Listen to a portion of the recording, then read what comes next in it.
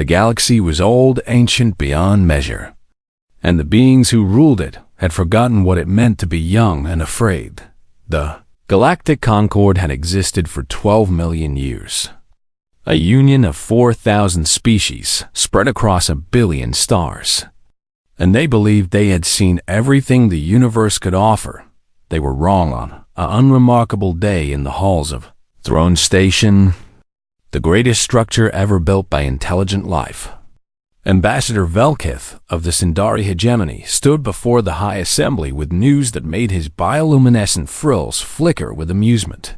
"We have found another primitive species," he announced, his voice carrying across the massive chamber where representatives of thousands of civilizations had gathered. "They call themselves humanity, and they live on a small blue world called Earth." The assembly stirred with mild interest, for new species were discovered every few centuries, and most followed the same pattern of development that the Concord had witnessed countless times before Velkith activated the holographic display, and images of Earth filled the chamber. The assembled aliens watched footage of human cities, human vehicles, human technology, and what they saw made them laugh. "They still use chemical propulsion for their spacecraft," Velkith explained, his tone dripping with condescension. "They burn fuel to escape their own gravity well. Like children learning to crawl." More laughter rippled through the chamber. "Their weapons are even more primitive," the ambassador continued, showing images of tanks and fighter jets and soldiers carrying rifles. "They use kinetic projectiles, small pieces of metal fired at high speeds, and they consider this advanced warfare." The laughter grew louder. High Archon the Sara of the Luminif Collective leaned forward in her seat, her crystalline body catching the light. "Do they have any redeeming qualities, Ambassador? Or are they simply another failed experiment of evolution?" "They have split the atom," Velkith admitted. "They use nuclear fission for energy and have even created primitive nuclear weapons. But they nearly destroyed themselves with these devices multiple times, and they seem incapable of advancing beyond this stage." The assembly considered this information with the casual disinterest of beings who have mastered the manipulation of gravity, the folding of space-time, and the rewriting of matter itself to them. Humanity was a curiosity, nothing more. But in the shadows of the great chamber, 3 figures remained silent while everyone else laughed. The archivists of Yun were the oldest beings in the Concord, creatures of pure thought who had existed since before most current species had evolved. And they remembered things that others had forgotten. The eldest archivist, a shimmering presence that hurt to look at directly, had been studying humanity for decades, intercepting their radio signals, analyzing their broadcasts, reading their literature and history. What the archivist had learned troubled it deeply. "The Dominion of Kreth requests permission to speak." A harsh voice cut through the amusement, and the chamber fell silent. The Kreth were warriors, conquerors, a species that had built their civilization on the backs of those they had defeated. And while they were members of the Concord, they had never truly accepted the rules of peaceful coexistence. Warlord Desic stepped forward, his massive armored form casting shadows across the floor, his 4 eyes gleaming with hunger. "I propose we integrate this primitive species into the Dominion," he declared. "Their world has resources we can use, and their population can serve as labor for our mining operations." Several ambassadors shifted uncomfortably, for while conquest was technically forbidden by Concord law, the rules had always been flexible when it came to species that had not yet achieved faster-than-light travel. "They are not yet protected under the Sentient Species Accords," Velkith noted, his earlier amusement fading as he recognized an opportunity. "The Dominion's proposal is technically legal." "Then let us vote," Desic demanded. "All in favor of granting the Kreth Dominion authority over the human species and their homeworld." The vote was swift and decisive. 3,997 species voted in favor, seeing no reason to protect a primitive race that could offer nothing to the Concord. Only 3 voted against the archivists of Yun. You are making a terrible mistake. The eldest archivist spoke, its voice echoing through dimensions that the other species could barely perceive. You look at humanity and see primitives, but you do not understand what you are seeing. Desik laughed, a sound like grinding metal. What could we possibly be missing, Old One? They cannot even leave their own solar system. You see their crude rockets and think them weak, the archivist replied. You see their chemical weapons and think them barbaric. But you failed to ask the most important question. And what question is that? Why would a species capable of splitting atoms still use such primitive technology for space travel?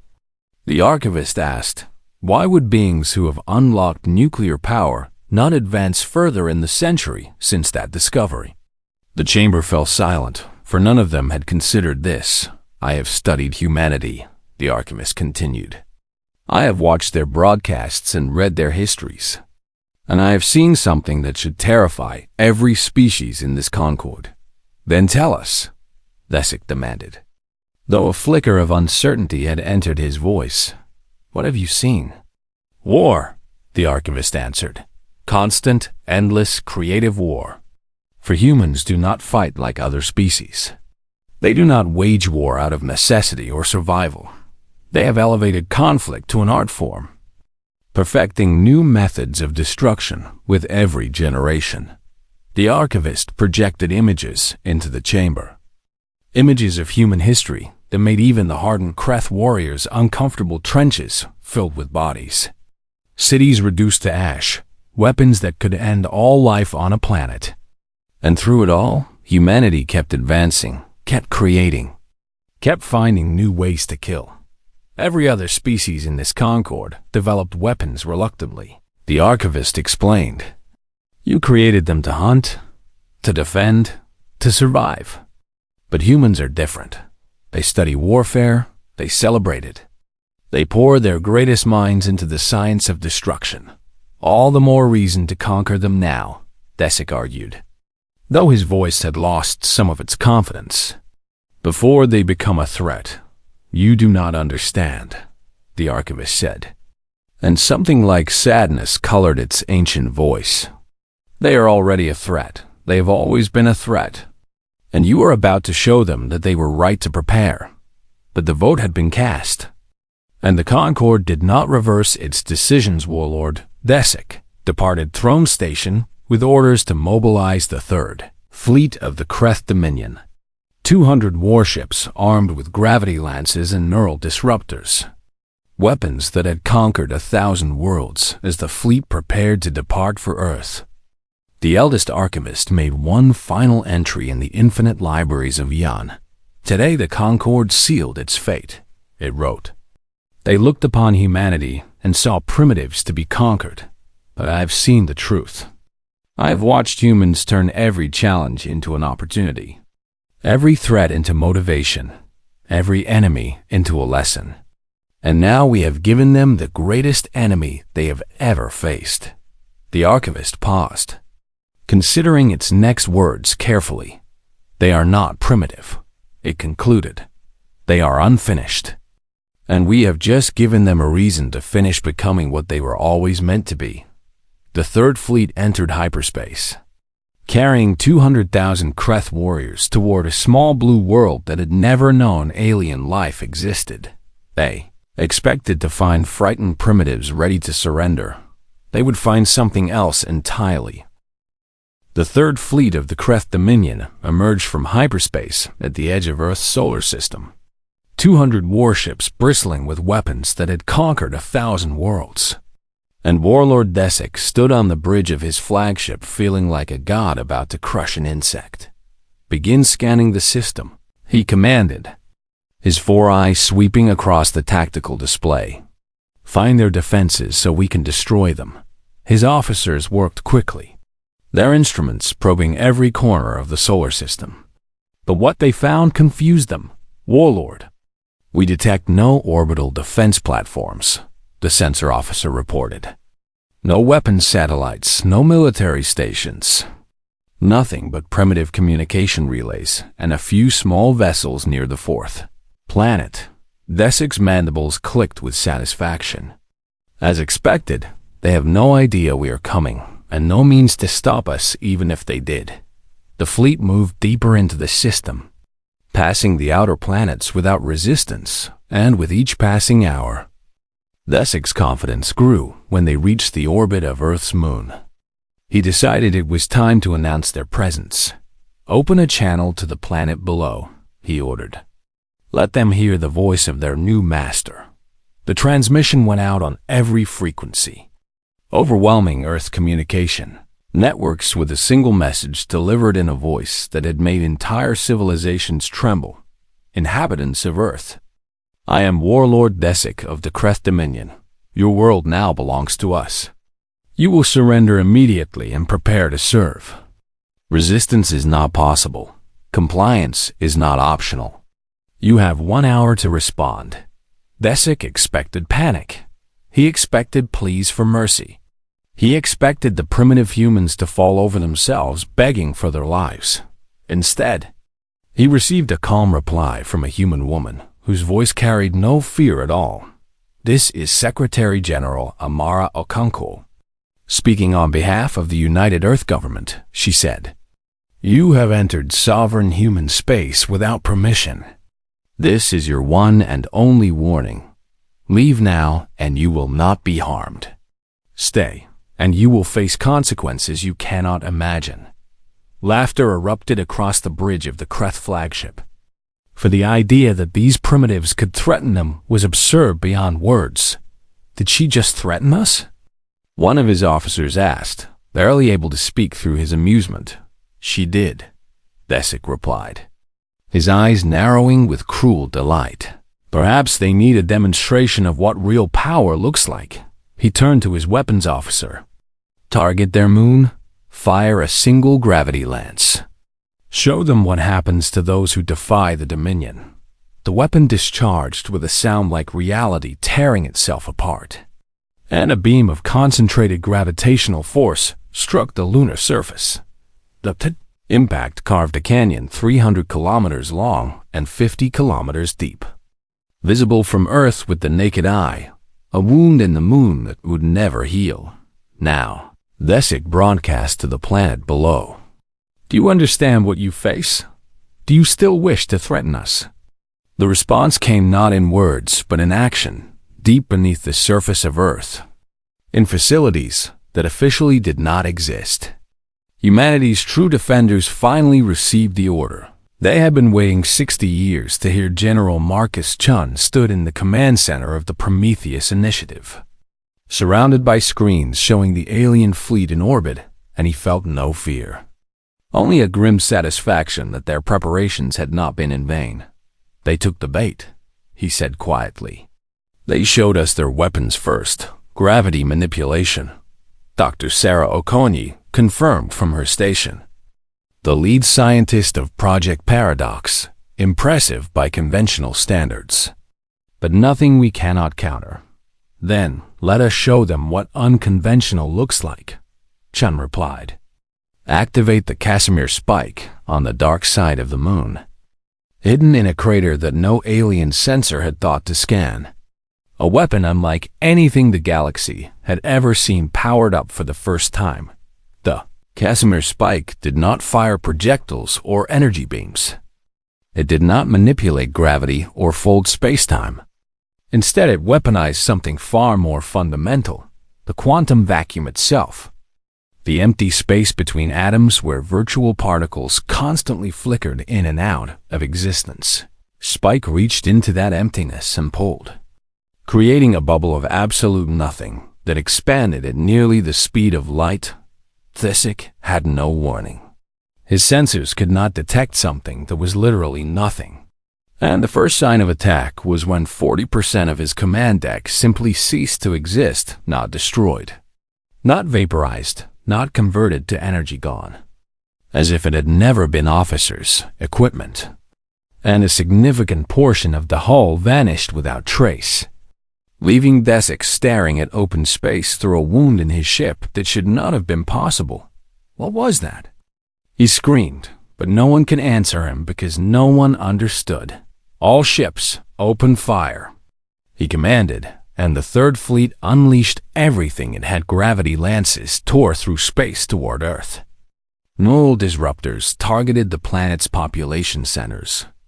Plasma cascades lit up the void like artificial suns. Humanity's response was swift and terrifying. The Heisenberg swarm launched from hidden platforms across the solar system. Billions of nanoscale warheads that existed in quantum superposition, both present and not present until the moment of observation, when Kreth sensors observed them. Trying to track and destroy them, the observation collapsed their wave functions, and they materialized inside the enemy ships, bypassing shields and armor entirely because they had never traveled through them in the conventional sense. Warships that had survived 1,000 battles died screaming as explosions tore them apart from within.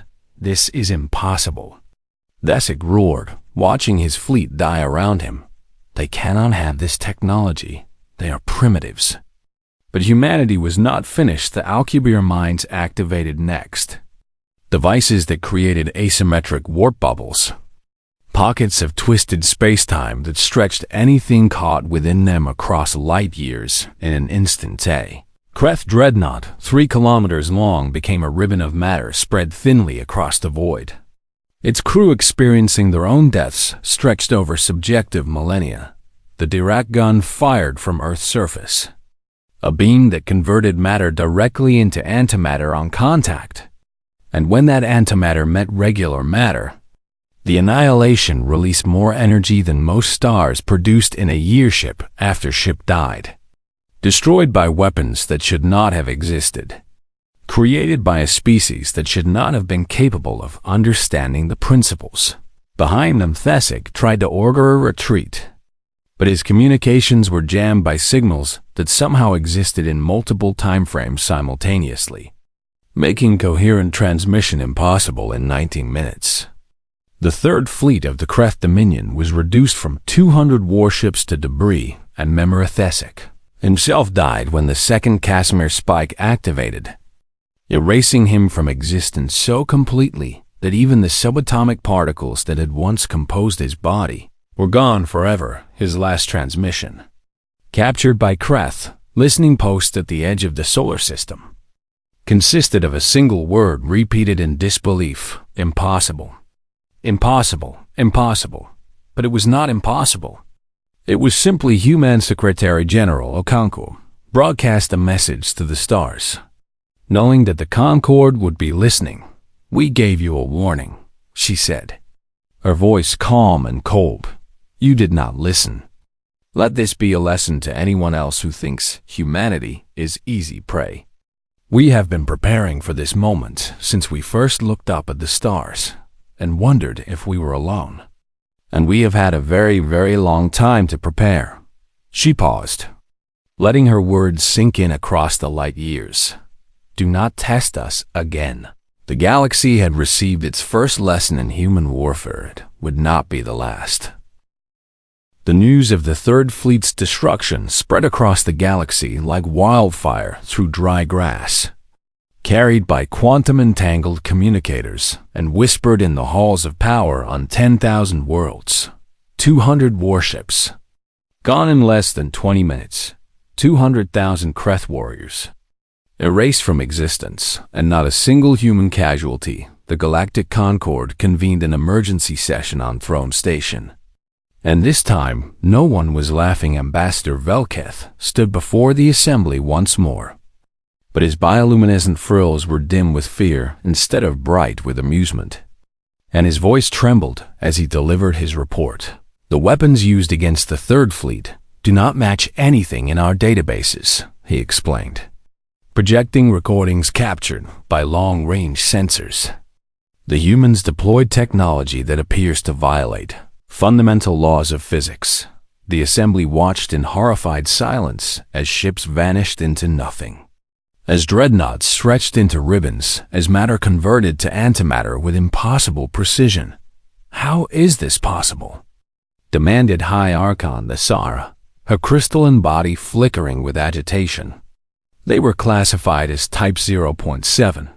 They should not even have reached their nearest planetary neighbor yet. We were wrong, Velkith admitted. And those 3 words carried more weight than any speech in Concord history. We measured their public technology and assumed it represented their true capabilities. But it appears the humans were hiding their real achievements. For what purpose? To surprise anyone foolish enough to attack them, a familiar voice answered. And the archivists of Yun drifted into the center of the chamber, their ancient forms shimmering with grim satisfaction. As we warned you, they would. The eldest archivist projected new images into the chamber. Not of human weapons, but of human history. 63 years ago, humanity first detected signals from space that confirmed they were not alone in the universe, the archivist explained. Their governments kept this discovery secret from their own populations, but they immediately began preparing for the day when aliens would arrive. They knew we were coming? Someone asked. They suspected something would come eventually, the archivist replied. And unlike every other species in this Concord, they did not assume that contact would be peaceful.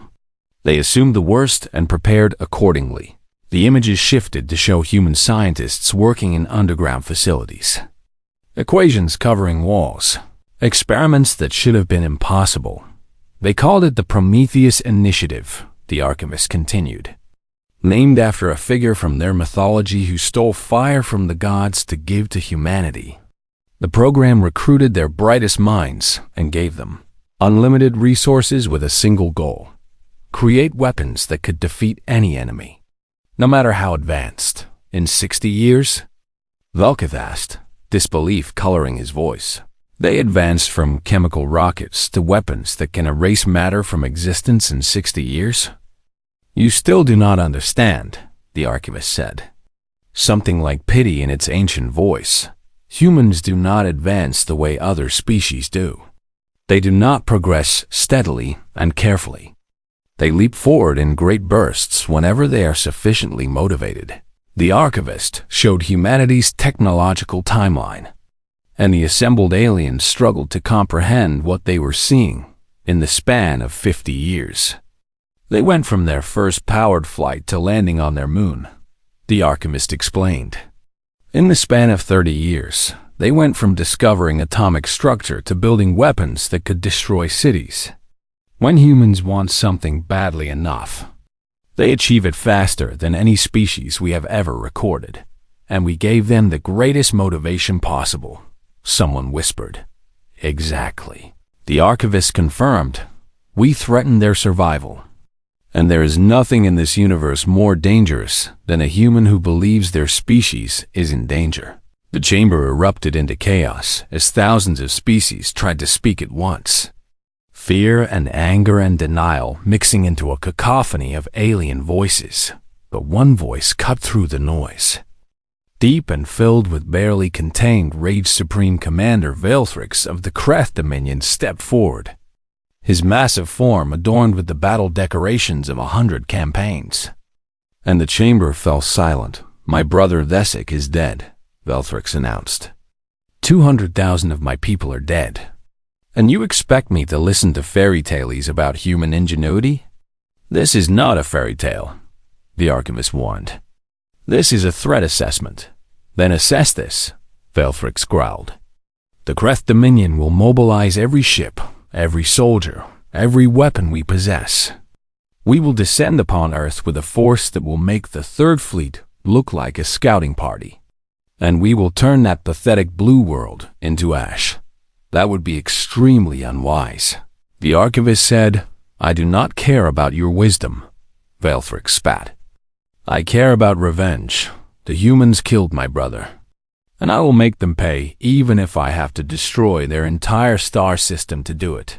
He turned to the assembly, his 4 eyes blazing with hatred. The Creth Dominion will not ask for permission this time, he declared. We are invoking our right to independent military action, and any species that stands with the humans will be considered our enemy. No one objected. For no one wanted to face the Kreth in their current mood as Velthrix stormed out of the chamber. The eldest archivist made one final attempt to prevent disaster. "You are sending your entire military against a species that defeated your third fleet in 19 minutes, it said. "What makes you think 12 fleets will fare any better?" Velthrix paused at the door, his mandibles clicking with contempt. "Numbers?" he answered simply. "The humans may have impressive tricks, but they cannot have unlimited weapons. We will overwhelm them through sheer force, and when their defenses are exhausted, we will grind them into dust. And if you are wrong, then the Dominion will die with honor," Velthrix replied. "But I am not wrong. No species achieves this level of advancement this quickly. They must have stolen technology from somewhere, reverse engineered it from some ancient ruin. And that means their capabilities are limited." He left without another word, and the assembly sat in stunned silence. The archivist turned to face the remaining ambassadors, its form flickering with something that might have been despair. "The Kreth are about to learn a terrible truth," it said. "Humans did not steal their technology from anyone. They created it themselves, piece by piece, through determination and creativity, and an absolute refusal to accept that anything is impossible. Then what hope do the Kreth have?" Velkith asked quietly. "None," the archivist answered. "But that is not the question you should be asking." "Then what should I be asking?" "You should be asking what the humans will do after they defeat the Kreth," the archivist replied. "Because when this is over, humanity will no longer have any reason to hide. They will step onto the galactic stage as a power that makes the entire Dominion look like children playing with toys. And they will remember that the Concord voted to enslave them. The implication hung in the air like poison. What do we do?" Someone asked. "Pray that humans are more forgiving than their history suggests," the archivist said. "Because if they are not, then the fall of the Kreth Dominion will be just the beginning. In the depths of space, the Kreth Armada assembled, 12 full fleets comprising over 2,000 warships. The largest military force mobilized in 10,000 years, and on Earth. Humanity watched them gather and smiled. They had been waiting for this moment since the first human looked up at the stars and felt afraid. Now the stars would learn to be afraid of them. The Kreth Armada arrived in Earth's solar system like a storm of metal and malice. 2,000 warships spreading across the void in formations designed to crush any resistance through overwhelming force. Supreme Commander Velthrix stood on the bridge of the Dominion's wrath, the greatest battleship ever constructed by Kreth hands, and he felt the weight of his brother's death pressing against his hearts. "Today we avenge the Third Fleet," he announced to his commanders. "Today we show these primitives what happens when they dare to challenge the Dominion." His fleet stretched across millions of kilometers, a wall of warships bristling with enough firepower to crack planets and extinguish stars. And Velthrix was certain that nothing could stand against such might. Then, his sensors detected something that made him pause. A single ship waited for them near Earth's moon. A tiny vessel barely a kilometer long, surrounded by emptiness where defenders should have been. "Is this their entire defense?" his tactical officer asked, confusion evident in his voice. "They are mocking us," Velthrix growled. "They think their tricks will save them again. But they will learn that the Dominion does not fall for the same trap twice." He studied the lone ship on his display, noting the strange symbols painted on its hull in dozens of languages. He did not recognize the translation software worked for several moments before producing results. "This is your final warning," the text read. Velthrix laughed, a harsh sound like stones grinding together. "Bring us within weapons range and tell all ships to prepare for combat. We will destroy that vessel, and then we will burn their world." The Armada advanced, 2,000 ships against one, and aboard the tiny human vessel, Captain Elena Vasquez watched them come without fear. She was 57 years old, and had spent her entire career preparing for this moment.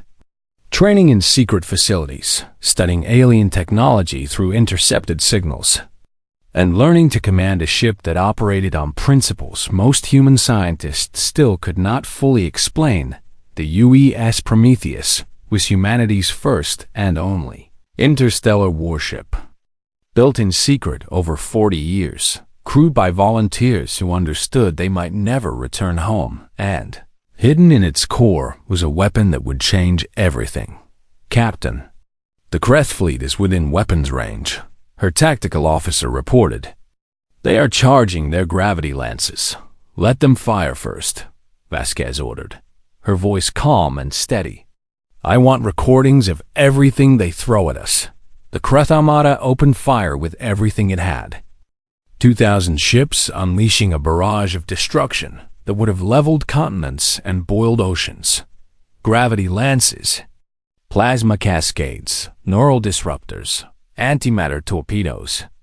Weapons that had conquered empires and exterminated species beyond counting. All of it struck the Prometheus, none of it did anything.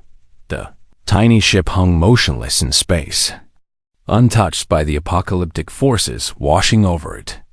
Protected by shields that did not deflect attacks, but simply made them irrelevant. Analysis complete. Dr. James Morrison reported from the science station.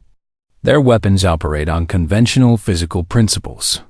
They will not be effective against the paradox field. And I think it is time we showed them something unconventional, Vasquez said. And she pressed a single button on her command chair. Activate the paradox engine, deep within the Prometheus. In a chamber that existed partially outside normal spacetime, humanity's greatest achievement came to life. The paradox engine was not a weapon in any conventional sense.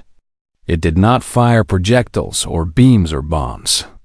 Instead, it did something far more fundamental. It rewrote the laws of physics within a localized area. Scientists had theorized for centuries that the rules governing the universe might be arbitrary, that gravity could work differently, that light could travel at different speeds, that cause and effect could be reversed, and humanity had spent decades figuring out how to make those theories reality. The engine created a bubble of edited spacetime around the Prometheus, an area where humanity could decide which physical laws applied and which did not. Vasquez's order was simple but devastating. Extend the field to encompass the enemy fleet and disable their weapons. The bubble expanded at the speed of thought, washing over the Kreth Armada like an invisible tide inside the bubble. Gravity no longer existed. The Kreth gravity lances, weapons that had destroyed worlds, suddenly had nothing to manipulate. They fired and produced nothing because the fundamental force they relied upon was simply not present inside the bubble. Plasma could not maintain coherence. The cascading plasma weapons dissipated into scattered particles the moment they were unleashed, unable to hold their shape in a universe where the electromagnetic force had been subtly altered inside the bubble. Neural disruptors found no neural pathways to disrupt the weapons, searched for brains to attack. But the edited physics made electrical impulses behave in ways the disruptors could not recognize or affect. Our weapons are not working, Valthric screamed, watching his tactical displays fill with error messages and impossible readings. What is happening? Supreme Commander, we are detecting anomalies in local spacetime, his science officer reported, terror cracking his voice. The laws of physics are different here than they should be. That is impossible. Physics cannot change. They are universal constants. Not anymore, the science officer whispered. Not for them. And then humanity turned the engine's effects outward. What happened next would be studied and debated by scholars for millennia. If any scholars survived to study it, the Kreth Armada experienced causality violation on a scale that should not have been possible. Ships found themselves destroyed before the weapons that killed them had been fired, caught in loops of reverse causality that erased them from the timeline crews aged 1,000 years in seconds as localized time. Acceleration tore through their vessels, watching their own bodies wither and decay in heartbeats. Dreadnoughts were compressed to points of infinite density as artificial singularities formed in their cores, or stretched across dimensions that human mathematics could describe, but human minds could barely comprehend. The Dominion's wrath, the greatest battleship in the Kreth fleet, was caught in a probability storm that made its existence uncertain, flickering between real and unreal until it simply stopped being. Supreme Commander Velthrix died in a manner that no being had ever experienced before, torn apart by contradictions in spacetime that many simultaneously existed and did not exist, was alive and dead, was present and absent. His final thought was not of revenge or honor or his fallen brother. It was simple, overwhelming, absolute terror at the realization of what humanity truly was in the span of 1 hour. The largest military force assembled in 10,000 years ceased to exist, not defeated, not retreated, not surrendered. Erased. The paradox engine had rewritten them out of the present moment, scattered their atoms across time and probability, made their existence a historical footnote rather than a current reality. Captain Vasquez surveyed the empty space where 2,000 warships had been, and she felt no joy, no triumph, only the grim satisfaction of survival. "Open a channel to the Galactic Concord," she ordered. "It is time to send a message." Her transmission was broadcast across every frequency, carried by quantum relays to every corner of civilized space, and trillions of beings stopped what they were doing to listen. "This is Captain Elena Vasquez of the United Earthship Prometheus," she began. "Humanity did not want this war. We asked to be left alone. We warned you what would happen if you refused." She paused, letting her words sink in across the light years. "You did not listen." Another pause. "Longer this time. The Kreth Dominion sent 200 ships, and we destroyed them. They sent 2,000 ships, and we erased them from existence. Let this be clear to everyone watching. We can do this again. We can do it to any fleet, any world, any species that threatens us." She stood from her command chair, facing the camera directly. "We are humanity. We have spent our entire existence learning to survive, learning to fight, learning to win against impossible odds. We have weapons that rewrite the laws of physics, ships that ignore your understanding of reality, and a species of 8 billion people who will stop at nothing to protect their home." Her voice hardened, becoming something cold and final. "Do not test us again, because the next time someone threatens Earth, we will not stop at their military. We will not stop at their homeworld. We will edit them out of history so completely that no one will remember they ever existed." She reached for the control to end the transmission, then stopped. "But we would rather be friends than enemies," she added, her tone softening slightly. "We would rather join your Concord as partners than rule it as conquerors. The choice is yours." The transmission ended, and across the galaxy, civilizations that had existed for millions of years contemplated their own mortality. For the first time, humanity had arrived, and nothing would ever be the same. 6 months passed since the Kreth Armada vanished into the void, and the galaxy held its breath.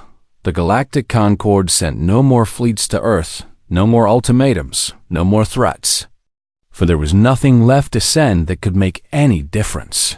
The Kreth Dominion, once one of the most feared powers in civilized space, had collapsed entirely, their military gone, their leadership erased, their remaining population scattered across 100 worlds as refugees begging for shelter, and humanity waited, watched, and wondered what would come next.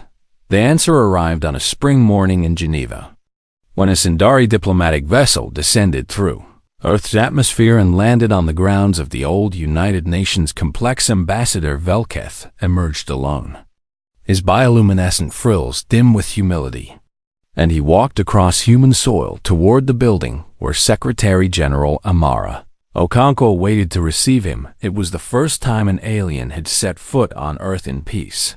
Ambassador. Okonkwo greeted him, her voice neutral but not hostile. I did not expect the Concord to send you. I volunteered, Velkith admitted. I was the one who read the report that called your species primitive. I was the one who laughed at your rockets and your rifles. And I felt it was only right that I be the one to acknowledge how wrong we were. He folded his limbs in a gesture of respect that few humans would have recognized, but that Okonkwo had studied in preparation for this moment. We underestimated you. He continued. We looked at your technology and saw weakness. We looked at your history and saw barbarism. We never thought to ask what those things might mean when combined with your intelligence and determination. You were not entirely wrong, Okonkwo replied. Surprising him with her honesty, we are violent. We have spent most of our existence fighting each other over land and resources and ideas. And we have done terrible things to our own kind. She led him into the building, through halls lined with images of human history. Wars and peace treaties, conflicts and cooperations, the full spectrum of human achievement and human failure. But that violence taught us something your Concord never had to learn. She continued, stopping before a window that overlooked the city below. It taught us that survival is not guaranteed, that the universe does not care whether we live or die, that if we wanted to exist, we had to fight for it. And you fought well, Velkith acknowledged. Too well, perhaps. So some species will now fear you more than they feared the Kreth. We know, Okonkwo said, turning to face him, and that is why we have not pushed further. Why we have not demanded reparations or territory or submission. We want to join the Concord as partners, not rule it as conquerors. Velkith studied her carefully, his alien senses trying to read the truth in her posture and expression. You could rule us, he said quietly. You could demand anything, and we would have no choice but to comply. Your weapons make ours look like children's toys, and yet you ask only for partnership? What would conquest give us? Okonkwo asked, a galaxy full of resentful subjects waiting for a chance to rebel. Species who hate us and plot against us. Endless wars to maintain control over civilizations that do not want to be controlled. She shook her head slowly. We have had enough of that here on Earth. We do not need to spread it to the stars. Then what do you want? To learn, she answered simply. To explore, to grow. To share what we have discovered with others who might benefit from it. And yes, to protect ourselves from any future threats. But not through domination. She reached out and took his hand, a gesture that startled him with its intimacy. We wanted to be your friends. Ambassador, not your masters, but let me be absolutely clear about one thing. Her grip tightened, and something hard entered her voice. If anyone ever threatens Earth again, if any species decides to test our defenses or challenge our right to exist, we will respond with everything we have. We will not show mercy. We will not accept surrender. We will make an example so terrible that no one will ever consider attacking us again. She released his hand and stepped back. That is the price of friendship with humanity. Accept us as equals, and we will be the best allies you have ever known. Treat us as enemies, and we will be the last enemies you ever face. Velkith considered her words carefully, weighing the threat against the offer. And he realized that this was the only deal humanity would accept, partnership or annihilation. There was no middle ground. I will bring your terms to the Concord, he said finally, and I will recommend that they accept without modification. And will they listen? After what happened to the Kreth? Velkith's frills flickered with something that might have been dark humor. Yes, Secretary General. I believe they will listen very carefully. 3 months later, the Galactic Concord ratified the Treaty of Geneva. Humanity was granted full membership, not as a junior species to be guided and educated, but as equals to be respected and consulted. Archivists of Yun recorded the event with a notation that would be studied for millennia to come: humanity, reclassified. Former designation, Type-0-.7 pre-Enlightenment species. Current designation, Type Omega Apex Threat. They were not primitive, they were never primitive. They simply chose to hide their true capabilities until they had reason to reveal them. Recommendation for all species: do not engage, do not provoke. Do not underestimate. The eldest archivist added a personal observation at the end. In 12 million years of recorded history, no species has ever risen as quickly as humanity. No species has ever turned adversity into advantage so effectively. And no species has ever made the leap from primitive to apex in less than a single century. They call themselves a young species. But they are not young. They are simply late. And now that they have arrived, the galaxy will never be the same. And across civilized space, a new saying spread among species who had once laughed at human rockets and human rifles: never fight a human. They have spent their entire existence learning how to win. Some added a darker variation: never threaten a human's home. They will burn the galaxy to protect it. Captain Elena Vasquez retired from active service after the treaty was signed, returning to Earth to teach at the academy that would train the next generation of human explorers on her last day aboard the Prometheus. She stood on the bridge where she had changed the course of galactic history, and she allowed herself a moment of reflection. "We did it," she said quietly to herself. "We survived." But she knew that survival was only the beginning. Humanity would spread across the stars now, building colonies on distant worlds, forming alliances with alien species, exploring the mysteries that had waited billions of years for curious minds to unravel them, and they would carry with them the lessons they had learned on Earth. The understanding that peace must be defended, that strength and wisdom must walk together, that the universe was vast and dangerous, but also beautiful and worth protecting. The Prometheus had been humanity's shield, but the future would belong to those who saw the stars not as threats to be overcome, but as wonders to be explored. Elena smiled as she walked off the bridge for the last time. The war was over. The future was just beginning, and humanity, the species that had been called primitive, the species that had hidden its true nature until the moment it mattered most, would face that future with open eyes and steady hands, ready for whatever came next. Always ready, because that was what humans did. They survived. They adapted. They overcame. And they never, ever gave up.